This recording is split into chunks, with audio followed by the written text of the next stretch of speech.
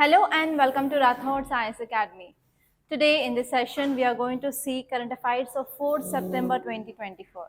So let's get started with our discussion, and here in this class we are going to discuss around 7 to 8 articles which are relevant from our examination point of view. Okay, so let's get started. So say this title, guys. 9 Maoists killed in Dantewada encounter. So many a times we discussed about this topic of Maoism or insurgency in our country. So is it a problem of our external security or internal security? It is a problem of our internal security. So what is the keyword that we have to focus here? Maoism. So from which subjects we can connect this topic?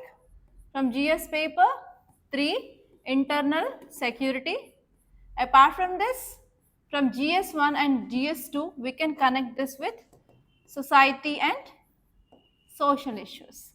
And even we can connect this with GS paper 3 and economy. So one of the important reason behind this Maoism or like insurgents is lack of development.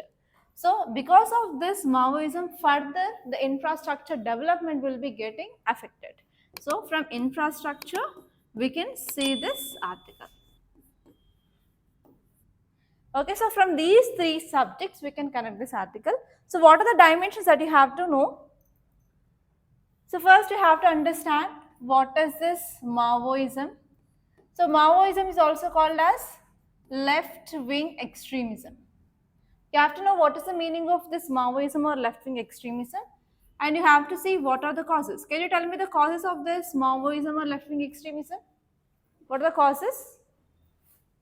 Why there is rise of this Maoism in our country?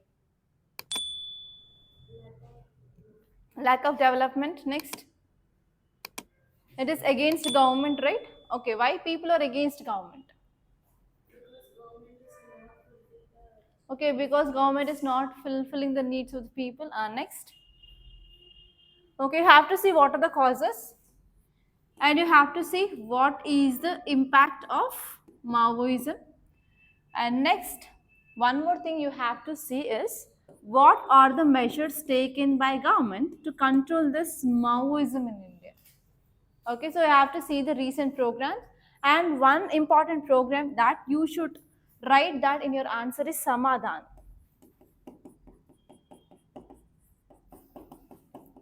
So we are going to practice one question on this left-wing extremism, I think after 2 days. Okay, so I will be giving you one question on this left-wing extremism also, so that you will be doing at least research in these dimensions. Okay, now let us see the present article. So present article is saying that 9 Maoists. So in this Maoists, even women, they're also part of this Maoist. So 6 women, they were killed by the security forces in an anti-Naxal cooperation or operation in Dantewada, Chhattisgarh.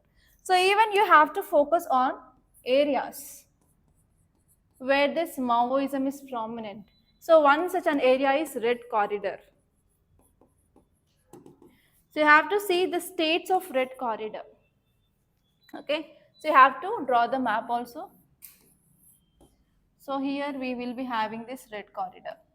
So this area which is highly influenced by this Maoism. You have to see which state. Okay, so here what are the key points that you can understand here? So you can understand there is increasing of casualty rates. So if you see recently in this last year, from last year to this year, more than 150 Maoists they were killed. Okay, so death of around 150 Maoists in this year, which says that yes, India is taking proper steps to control this naxalism or Maoism in our India. So what are those operations are called as anti-Naxal operations. So in this way, you can understand that how our security forces, they are effectively managing this Naxalism in our country, and how they want to diminish this Maoist influence in our country. Okay, so this is the first important, the key point from this article. And this one is, even you can understand 6 women, they are died in this anti-Naxal operation. That means we can understand that yes, there is also gender dynamics here. So you can understand what is the role of women in Maoist group. So whenever you are talking about gender inequality or gender equality, for example, role of women, you can see the role of women from ancient period onwards. Like what is the role of women in poetry in ancient period, or else what is the role of women in our Indian freedom struggle, or else what is the role of women in our post-independent India in our formation of the government and as well as governance system. And you have to know about the role models of women from India. So in this way, you have to identify each and every part where the question can be asked in your UPSC. So one such a question here is you have to understand the role of women even in Maoist groups. Okay, so in this way also you can expect question in your UPSC mains. And next one here is if you see the joint operations, so whenever the security units they are going for this anti-naxal operations, so they will be not going individually. So here there will be inclusion of district reserve guards, we have Bastar fighters, we have CRPF, and actually as I said in our red corridor, so different states they have their own units or their own organizations they are fighting against this Naxalism. So for example, we have greyhounds. Okay, for example, in AP we have one more. In Chhattisgarh we have one more.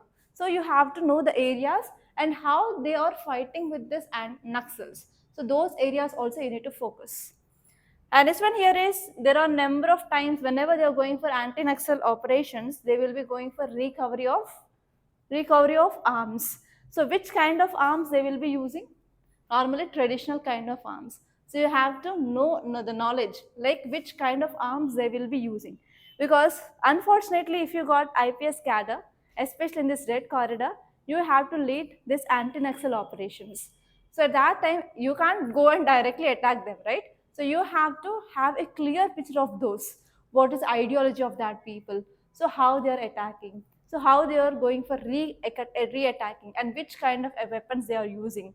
Okay, for example, recently government came up with one scheme called as rehabilitation of this Maoist. So they can come outside of that Maoism and they can mingle with the mainstream society. So if they are coming out and if they are mingling with the common society or mainstream society, even government will be giving some incentives. So recently that operation had been done in 2023. So whenever these people they are coming and they are joining the mainstream society, so government will be giving jobs in this anti-Naxal operations itself, because those are the people who made this landmines, etc. So they know exactly the places where they mounted those bombs, etc. And they will be going and they will be dismantling that. Okay, so this is the one strategy which is followed by government of India to clear this problem of Naxalism or Maoism in our country. And different states they are having their own policies. Okay, you have to know those. And let us see the next article. Okay, before that, let us try to understand what is Naxalism and what are the objectives of this Naxalism. So the term Naxalism derives its name from village called as Naxalbari. So Naxalbari village is located in this West Bengal. From that area, so this Naxalism had been established. So because of this, the word the Naxalism came from the area where it had been started, and it had originated as a rebellion against local landlords, because at that time we used to have like high taxes, especially farmers they have to pay high taxes. So here against the landlords, so this movement had been started over a land dispute. And later on, this movement soon spread across eastern India in less developed areas such as Chhattisgarh, Odisha, and AP. And left wing extremists, they were popularly known as Maoists worldwide, and as well as in India, we are using this term called as Naxalites. Okay, so what is the objective of them? So they want to overthrow government. So they will be doing movements against government. And next one here is they view the state as oppressive, exploitative, and as well as serving the interest of only ruling elite. So actually here the important principle they are focusing is, so government will be taking care of only ruling people but not underserved or vulnerable people. So because of this, it had been spread very fastly in these underdeveloped areas. And actually these people, they want to address socio-economic grievances, and especially they want to create violence against government. So this is the principles and objective of this Naxalism. And say this article, Bengal bill moots capital punishment for rapists. So recently, you know that one violent incident happened in Arjikar hospital, right? So finally, because of protest, because of unrest, finally the bill which had been passed in this West Bengal government, and this bill says that if there is any rapist, he should be getting capital punishment. Okay, so is is this a good move or a bad move? So whenever we are giving capital punishment to this rapist, whether can we decrease this incidence of rapes in our country? Yes or no? Yes, to some extent. But how can we remove this social evil? I will be calling it as social evil. So, how can we remove this social evil in our society? So, what measures can be taken apart from this bill? So, think on my question and let me know the answer by evening. Okay. Okay. So, what is the thing that you have to focus is? So, what is that bill name? The bill name is Aprajita Women and Child West Bengal Criminal Laws Amendment Bill 2024. So, write down this act, this bill, because whenever you are writing about a question regarding this gender inequality or sexual misconduct, because many a times in news we will be getting this articles regarding sexual abuse, sexual misconduct, etc. So whenever you are writing those answers, you have to give the substantiation, as you all know.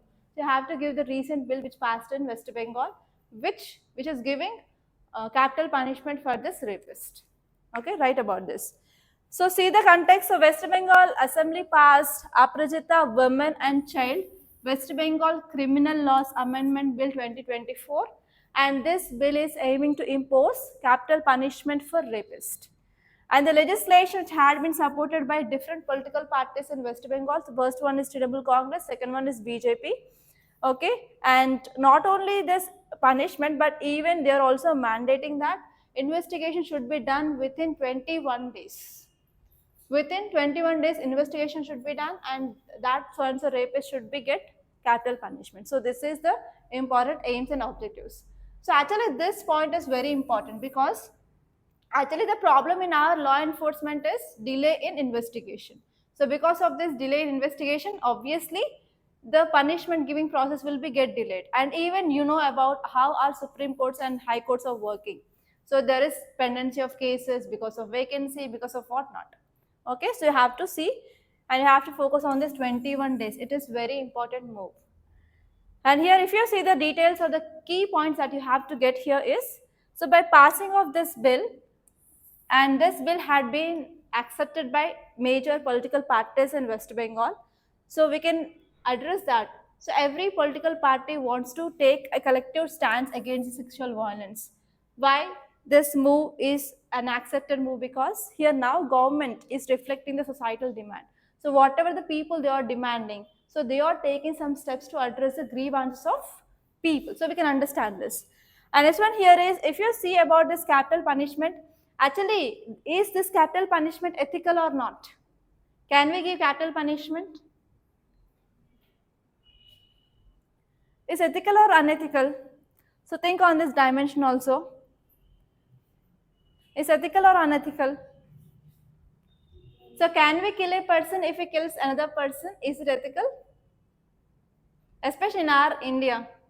So actually capital punishment had been banned in many countries, but not in India. So what is your stand on this? Is it correct? Can we go with this capital punishment or not? So what is capital punishment? Hang to death, Uri Siksha. So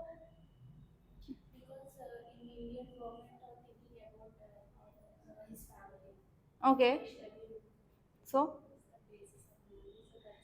So you will be getting this interesting points, interesting discussions and debates in our ethics, whether this capital punishment is ethical or not. So you have to come up with your own perspective. So you should not depend on me, okay? So in that classes, we will be having lots and lots of discussions, and that will be very interesting. And you will be getting lot of points there. Okay, you have to, as of now, think that capital punishment is ethical or unethical. So by giving this capital punishment, can we bring change in society?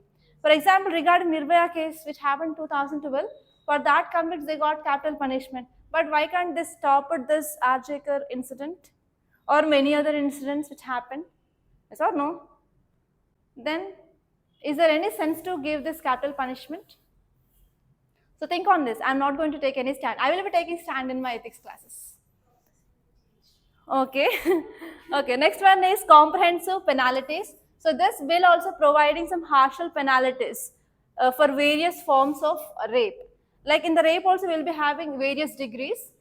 So in that degree, if the rape is causing the murder, so in that case the punishment is capital punishment. But various degrees are having various levels of harsher punishment, so that by giving this kind of punishment, at least that family will be getting some justice. So this is the idea.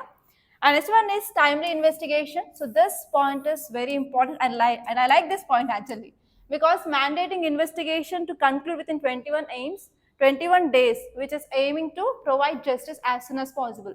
Because you already, everyone knows this quote, I think so, that is delayed justice is denied justice. So if the justice is denied, then after some years if they are getting, what is the use of that?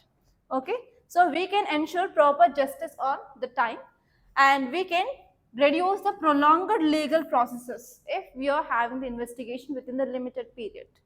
And this one is even because of public outcry. So this bill introduction shortly after this tragic incident, which reflects the government's responsiveness to public demands or people demands, because now people are demanding for justice for that so and so person, and even safety of women in the society. Okay, so because of this, whenever government has passed a bill, means we can increase the trust between people and as well as government, and we can increase the governance making process. Okay, so that is the thing that you have to remember. And next one here is Chief Minister Mamata Banerjee description. She said that this bill is an historic bill because it is going to have long-term impact on legal reforms. So no one had done till now in India that investigation should be done within a limited period. So this is the only one bill in our country which is focusing on investigation such that we can ensure women's safety in our country. And even we can improve the strengthening of legal framework whenever we are having this kind of bills.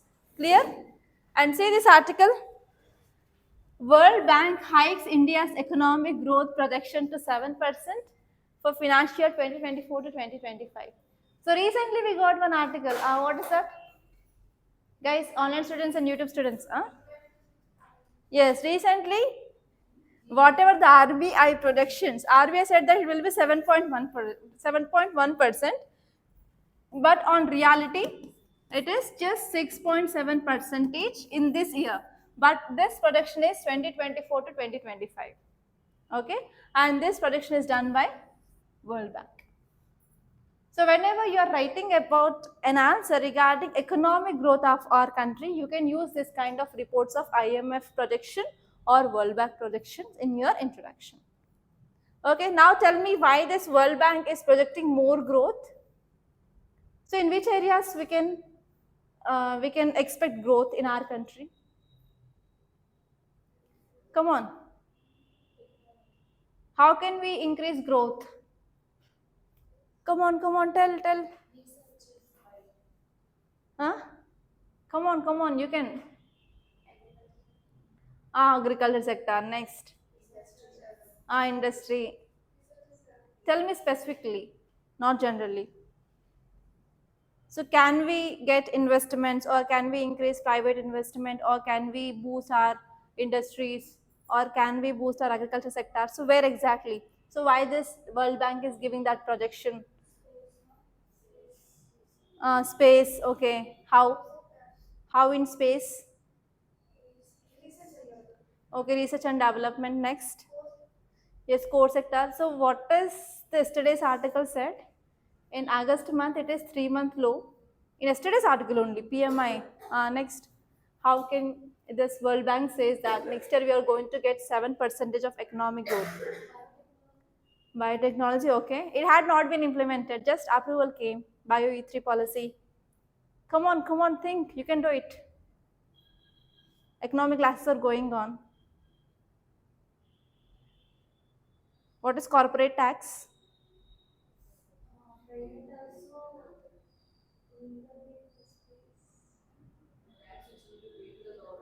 uh, by companies on their profit.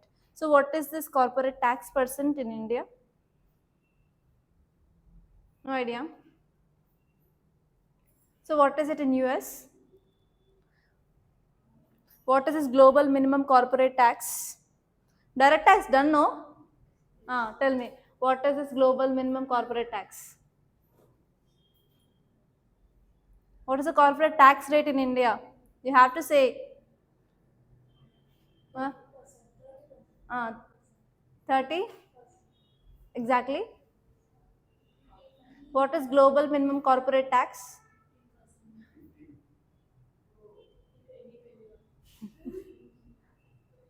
Okay, check it. It is very important because there is one article regarding corporate tax of US in today's paper. So see this article, World Bank hikes India's economic growth projection to 7% for financial 2024 to 2025. So earlier it came up with estimate that India's growth is 6.6%.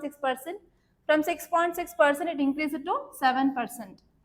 So actually here the outlook will be, that is growth projections will be also done by IMF and as well as ADP. So here actually other institutions also said that yes, we are going to have positive growth of our economy because of India's strong performance amid global challenges. Even there are global challenges we are facing, but India is having a good performance in the economy, especially because of infrastructure investments and even especially booming of manufacturing sector in the coming days.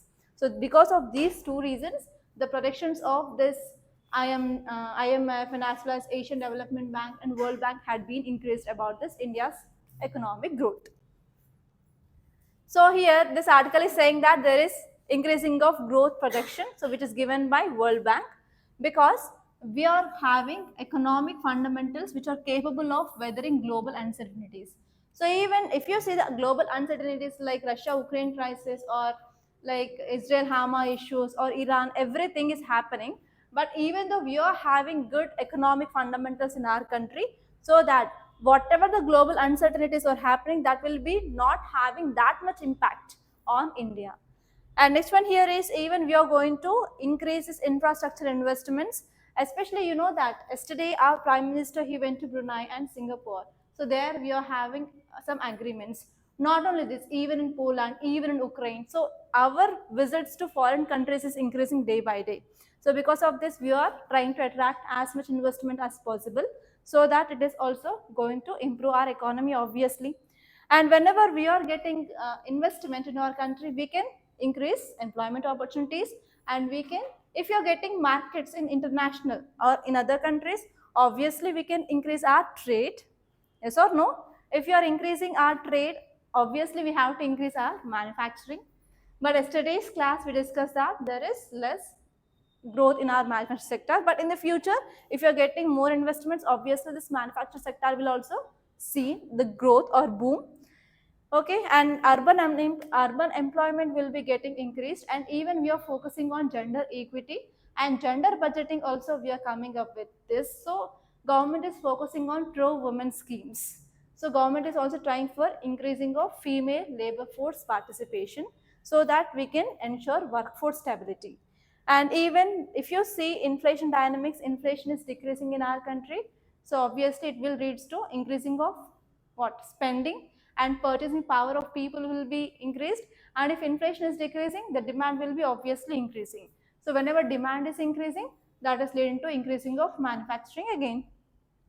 And even we are focusing on poverty reduction, and especially government is focusing on reduction of extreme poverty, so that we can understand that socio-economic conditions of unprivileged is also increasing day by day. Okay, so that is the thing you can see. And next topic, see here, a disclosure on AI governance that India must shape.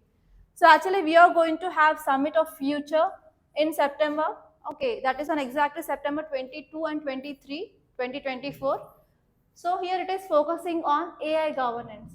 So you know that what is the meaning of AI governance? So artificial intelligence is increasing. That means whenever there is advancements in science and technology, there will be increasing of use of AI. So even today also we are using many AI tools like ChatGPT, like for example, Hey Siri, okay, in your iPhones, and Alexa. So these are some AI components that we are using. So whenever we are using AI, so we are also having more challenges. So we need a proper law or any policy that we have to address the challenges of this AI. That is called as your AI governance. So is there any law in our country controlling AI? So we need to have proper laws regarding controlling of AI. So that is a theme of this summit. How different countries are controlling this AI in their countries. We have to learn the best practices from other countries through this summit. Clear? Okay, if you see this article, upcoming summit of future in September 2024, it presents an opportunity for India to shape the global disclosure on AI governance. So if you're attending this type of meetings, then only we can understand that how other countries are controlling, or how other countries are having their laws, how they are effective. So what are the best practices we know? As you all know that Indian constitution is not an original document. So it is also a copycat from different constitutions. So whatever the best practices are there in the different countries, we are borrowing them. So in the same way, we can also make AI governance where the best practices from the different countries, we can borrow them and we can implement in our country. Okay. So here, as geopolitical tensions are increasing, especially between this US and actually China, so even now also there is trade war which is going on between this US and China, and actually they are also focusing on controlling of AI. So here we have to focus on this collaborative and as well as equitable approach. So we have to align towards global south. So actually one more important role of India is leader in this global south. So if India is getting this governance, AI governance, so this will be even helpful to other less developed countries because India is leader of global south. So because of this, this meeting is very important for our country to make a proper AI governance in India. So what are the key points? So here you can understand the global diplomacy role. So this summit of future, it is very crucial for establishing international norms in AI governance. So here it mainly, so this highlights about India's active participation. It is very important because it is leader of global south. And next one is, if you see US and China dynamics is also one of the important component, because if two countries are not not good in their trade, or for example there are some issues which are going on between two countries, if that two countries are participating in that summit, what happens? Whether this summit will be effective? No. So because of this, now there is an issue of US versus China dynamics in this AI governance. So we have to see how this meeting will be going on, whether on sidelines the issues will be issues of this China and US will be going or not. So we have to think about that, whether this issue will be having impact on this summit or not. So if it is having impact, in how, in what the way, so you have to see. So what will be the impact of these dynamics on other countries AI governance? So in this we also have to think, as an UPSC aspirant, everything that you have to focus. And this one here is, what is the India strategic position? So with the rich history of with the rich history at this United Nations, India can ensure AI governance framework, so that India wants to reflect the interest of global south there. Especially we have to focus on sustainable development even in this AI. It should not cause huge harm. And next one is, we're also focusing on equity. If India is participating in this AI governance, so here India can share that with other countries which are not participating, so that we can ensure equity in this AI governance. Because of this, India's participation is very important. Okay, that is the thing. Actually, we are focusing on long-term vision. So whenever we are having this AI governance, we are always aligned with the broader development goals, and as well as we are focusing on the larger interest of population, especially who are belonging to this global south. Okay, clear?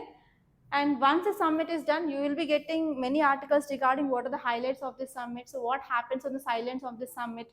So what are the advantages of this summit for India and what are the disadvantages? So how we can make our AI governance according to this international standards. So we will be focusing on these 5 areas after the summit is done. Okay, so there may be high chance of getting essay on this topic in this 2024 mains. So see this article, take on the challenge of rising income inequality. So what is this income inequality? What is inequality? Inequality. What is inequality? What is inequality? Okay, so can you tell me some types of inequality? Gender inequality. Okay, social inequality. Next, income inequality, wealth inequality. So which inequality is more, wealth inequality or income inequality in India? What is the difference between wealth inequality and income inequality? Is there any difference? What is the difference? So what is the difference between asset and wealth? Asset and wealth. Asset which we own. Okay, wealth is wealth you are not owning. What is the difference between asset and wealth? Economy.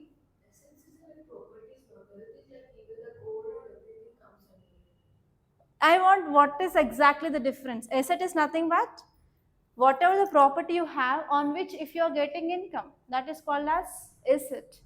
For example, if I own a property which is 1 crore rupees, but I'm not even getting a single rupee from that, it is not my asset. For example, Rathods Science Academy is having YouTube channel which will generate some revenue. It is my asset. For example, we have a Telegram channel. We don't get even a single rupee. So that is not a asset. Is it a wealth or property? Are you getting the difference? Asset is nothing but whatever the thing that you're owning on which if you are getting income, that is called as asset. For example, if I have a 10 acres of land on which I can grow paddy or anything, from that I am getting income. For example, if I have a 10 acres of land which is barren, I'm not using it all. It is full of hills, rocks and things. So that is not my asset. That is my property. So do you get the difference? What is the difference between asset and property? Okay, so here this article is saying that there is rising of income inequality. So what is income? What is income? Yeah, what is income? What is income? YouTube students, what is income? Huh? Okay, you are getting revenue. Okay, I'll take class after this. Okay. So context says that rising of income inequality is a complex global challenge. So why there is income inequality is happening? Because of progressive tax.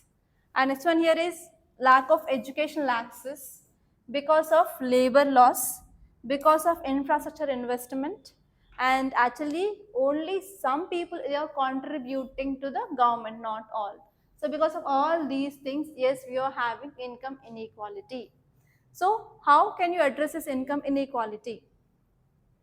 So how can you say that everyone should get the equal income? So is that possible? Then what can be done in our country? Because you are future bureaucrats. Digitalization, how digitalization contributes income inequality? Uh, Maintain proper records. Okay.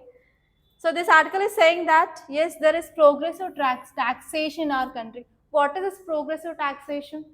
Is direct tax is a progressive tax or regressive tax? Have you heard this word, progressive tax and regressive tax? What is this progressive tax? Okay, so whenever your income is increasing, on your income, the tax base will be increased. So this progressive tax can be levied on direct tax, which is an example of direct tax or indirect tax. Direct tax. So regressive tax means despite of your income, despite of your anything, so you have to pay that tax. For example, indirect taxes like GST. Okay, so here in our country we are following this progressive tax. With this implementation of progressive tax, can we ensure income equality? Yes or not? Yes, we can implement this progressive tax policy so that we can get the wealth from the people who are getting more income, and that tax that we collected, that we can redistribute for the people. How can we redistribute that? For example, different types of schemes, okay, which is focusing on socio-economic development. And next one is we can increase proper educational access. So quality education, skill development, it is very important for improving of the jobs. For example, if I'm doing here current affairs analysis, if I'm increasing my skill and if I'm getting some more degrees of PhD, obviously my value will be increased and I will be getting more salary. So here education access is also very important so that we can decrease this income inequality. And apart from that, whatever the labor laws are there, so those laws should be properly enforced, properly implemented, so that obviously that will lead to economic growth and as well as benefit for all social layers, that is all vulnerable people. And this one is even we can increase infrastructure investment so that we can take some steps to significantly reduce this inequalities in our society. And even we have to focus on wealth contributions. For example, we have Ambanis, Adanis, so they have accumulated with wealth. So they can contribute this wealth to the government so that they can focus on this developmental projects. And this one here is we have to focus on local development, especially if you want to create local employment, we have to go for local development. So in that local development, we can go for especially in rural areas like transportation facilities, school facilities, healthcare facilities, so that local employment can be created. And next one is we have to go for future job creations. Actually, when we are focusing on AI now, obviously we will be having some impact on employment. That can lead to decreasing of employment. So that here, especially in the future markets, future job markets, government need to focus on that, and especially government need to focus on how can it improve employment, even though we are incorporating this AI. So this is the one important thing we have to focus, and it is a need of hour. Okay, so what is income inequality? According to 2022 to 23 data, it says that 26% of India's national income, it is coming from top 1% of population. So highest share it is seen in the last century. And further top 0.1 percentage people, they earn almost 10% of national income in our country. Okay, so you can see just 22% of Indians, they are getting top 26% of national income is coming from just 1% of population. You can understand how income inequality is there in our country. And even wealth inequality. So top 1% of wealthiest people, they own 40% of wealth in our country. That is happening since 1961. There is no change that we made even in 2024. Okay, so it is a great cause of concern, and you have to make a note of this data. And there is one more article which is important. Did corporate tax cut increase wages? Okay, so if we are decreasing corporate tax, can we increase wages? Is there any relation? Yes or no? What is this corporate tax? So actually here corporate tax in US had been decreased in year 2017 by Donald Trump government.